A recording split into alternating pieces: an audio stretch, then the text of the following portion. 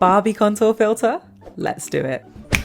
Ooh, so here's how the filter looks. There's a lot going on, but let's start with concealer. I don't usually do my concealer in this shape, so I'm interested to see how it's going to turn out. Okay, we've also got a line right here going from the mouth all the way to the ear. 3 little dots on the forehead, and then the exact same on the other side. Up towards the temple, a dot on the nose right here, and a line down the nose. Time for the contour. So I'm using a liquid contour, and I'm gonna go on the cheekbones first. Right about here. Same on the other side. And then we've got a little dot here. I never put contour under my lip. And then a line on each side along the chin, which I do sometimes do. Now let's get these forehead dots. So we've got 1, 2, 3, 4, and then there's 3 smaller dots. 1, 2, 3.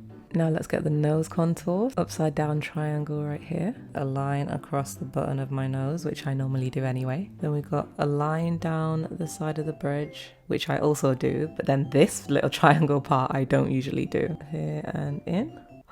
I hope I did that right. Down the nose and add the little pizza. Okay, let's quickly move on to blush because I don't want all of this to dry too fast. I'm using a liquid blush and we're gonna go right here. 1, 2, 3. Same on the other side. 1, 2, 3. And is that blush on the forehead as well? I never usually put blush there, but we're copying the filter today. Okay, let's remove the filter and see how I did.